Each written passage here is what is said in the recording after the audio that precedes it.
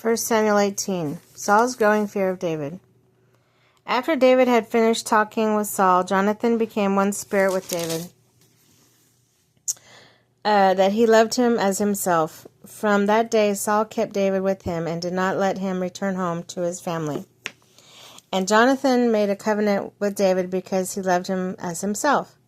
Jonathan took off the robe he was wearing and gave it to David along with his tunic, even a sword, his bow and his belt. Whatever mission Saul sent him on, David was so successful that Saul gave him a high rank in the army. This pleased all the troops and Saul's officers as well.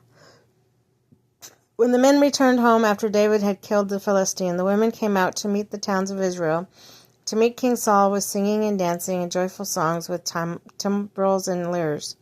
As they danced, they sang, "Saul is slain at thousands, and David his tens of thousands." Saul was very angry. This refrain displeased him greatly. They have credited David with tens of thousands, he thought, but to me with only thousands. What more can he get but the kingdom? And from that time Saul kept a close eye on David.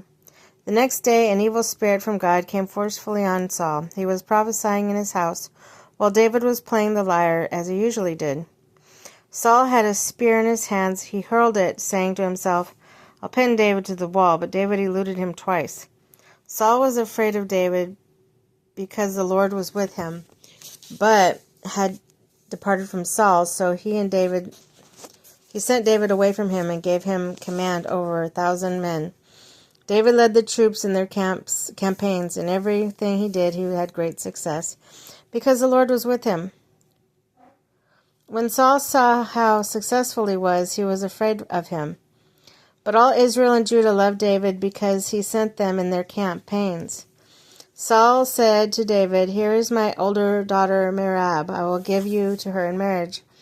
Only serve bravely and fight battles of the Lord."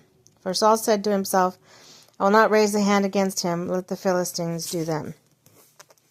But David said to Saul, "Who am I that when my family or my clan of Israel that I should become the king's son-in-law?" So when the time came for Merab, Saul's daughter, to be given in marriage, she was given in marriage to Adriel of Meholah.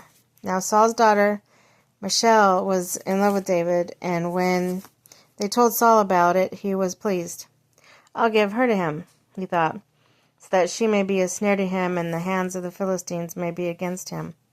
So Saul said to David, "Now you have second opportunity to become my son-in-law." And Saul ordered his attendants, "Speak to David privately and say, 'Look, the king likes you, and his attendants all of you. Now become his son-in-law.'" They repeated these words to David, but David said, "Do you think I'm small matter to become the king's son-in-law? Or do you think it's a small matter to become the king's son-in-law? I'm only a poor man and little known."